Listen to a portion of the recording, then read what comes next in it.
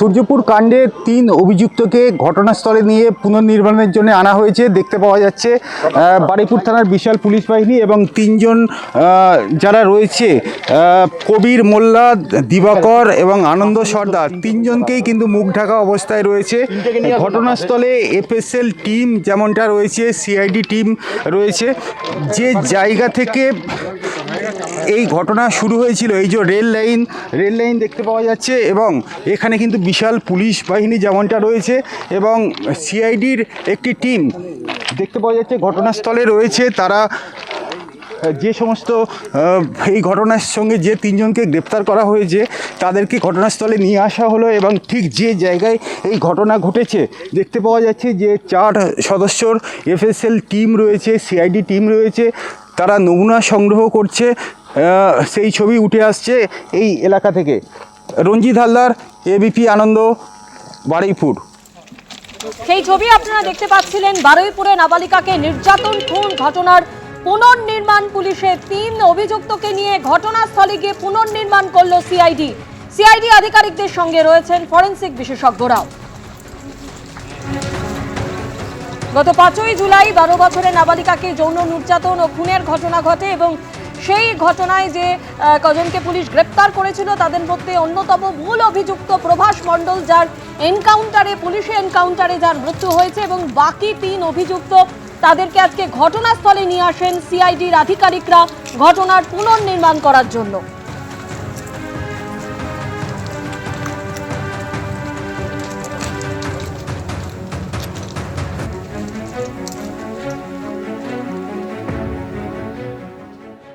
রাজ্য পুলিশে হলো রদবদল, 33 জন আইপিএস অফিসারকে বদলি করা হলো। কথা বলবো, আমাদের প্রতিনিধি ময়ূক ঠাকুর চক্রবর্তী রয়েছেন আমাদের সঙ্গে। ময়ূক, কাকে কোথায় বদলি করা হলো?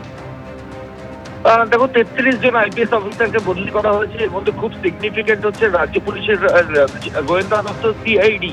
এই রাজ্য পুলিশের গোয়েন্দা দপ্তর সিআইডির এডিজি অর্থাৎ চিফ পদে ছিলেন সুপ্রতিম সরকার। এই সিনিয়র আইপিএস অফিসারকে এডিজি সিআইডি পদ থেকে সরিয়ে অপেক্ষাকৃত কম গুরুত্বপূর্ণ একটি পোস্টে পাঠানো হয়েছে এবং রাজ্য পুলিশের সিআইডি চিফ পদে নিয়ে আসা হয়েছে নটরাজন রমেশ বাবু, NR বাবু। এই আইপিএস অফিসারকে ডিজি সিআইডি করা হয়েছে।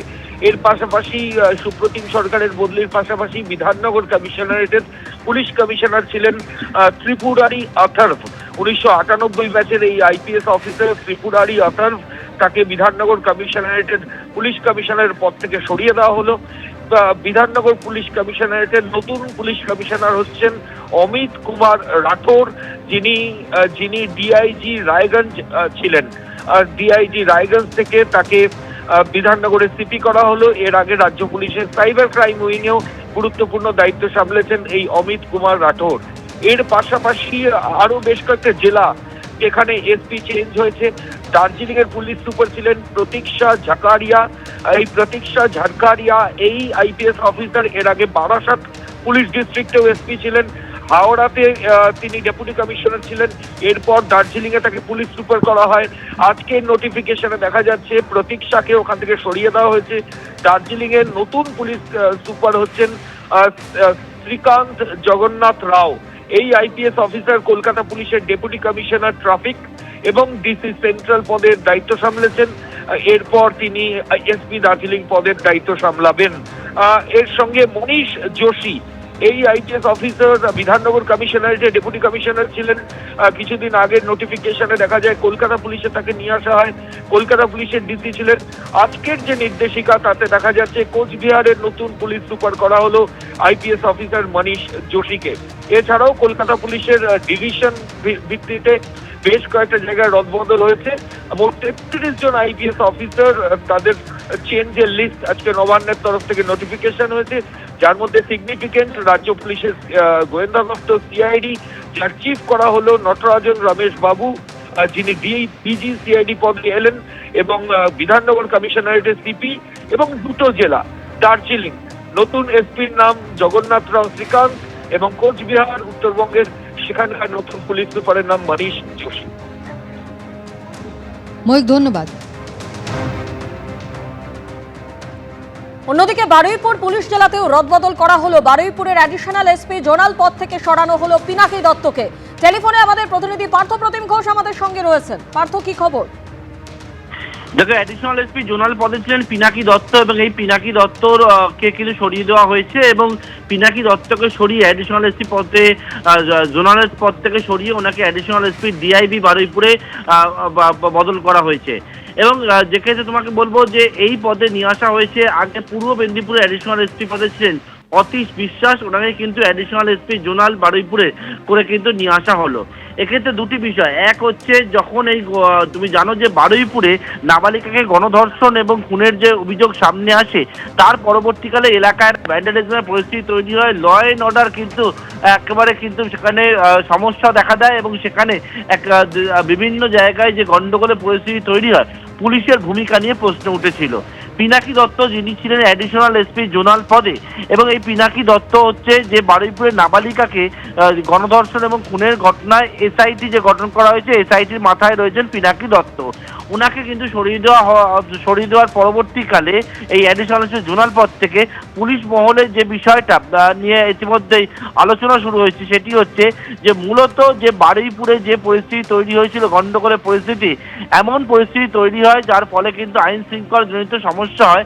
যখন সামাল দেওয়ার জন্য এই আইন শৃঙ্খলাকে, তখন অতীশ বিশ্বাস, যাকে বর্তমানে অ্যাডিশনাল এসপি জোনাল পদে নিয়ে আসা হয়েছে, তাকে পূর্ব মেদিনীপুর থেকে নিয়ে আসা হয়েছিল। এইরকম বেশ কয়েকজন অফিসার যারা আগে বারুইপুরে কাজ করেছে, যারা এলাকা সম্পর্কে জানা, এবং তার মধ্যে অতীশ বিশ্বাস, তিনি এর আগে এসডিপিও ছিলেন বারুইপুরে, ওনাকে কিন্তু নিয়ে আসা হয় আইন শৃঙ্খলা জনিত যে সমস্যা ছিল সেই সমস্যা সমাধান করার জন্য। এবং সেই অতীশ বিশ্বাসকেই রেখে দেওয়া হলো বারুইপুরে অ্যাডিশনাল এসপি জোনাল পদে। অর্থাৎ অনেকেই মনে করছেন যে এই যে অ্যাডিশনাল এসপি জোনালের পদ অত্যন্ত গুরুত্বপূর্ণ পদ ছিল এই আইন শৃঙ্খলা রক্ষার ক্ষেত্রে, এবং যে সময় দেখা যায় বারুইপুরে নাবালিকাকে গণধর্ষণ খুনের ঘটনার পরবর্তীকালে আইন শৃঙ্খলার যে অবনতি হয়েছিল সেই জায়গায়, তার জেরে এই বদল বলে পুলিশের একাংশ মনে করছে। যদিও এক্ষেত্রে সরকারিভাবে পুলিশের তরফ থেকে বলা যে বিষয়টা, এটা হচ্ছে রুটিন বদলি। পিনাকি দত্তকে অ্যাডিশনাল এসপি জোনাল পদ থেকে সরিয়ে অ্যাডিশনাল এসপি ডিআইবি বারুইপুরেই রাখা হয়েছে, এবং যে এসআইটি গঠন করা হয়েছিল, এসআইটির মাথায় ছিলেন পিনাকি দত্ত, নাবালিকাকে গণধর্ষণ এবং খুনের ঘটনায়, এবং এখনো পর্যন্ত পিনাকি দত্তকেই কিন্তু এসআইটির মাথায় বর্তমানেও রাখা রয়েছে। ধন্যবাদ পার্থ। এবিপি আনন্দ, এগিয়ে থাকে, এগিয়ে রাখে।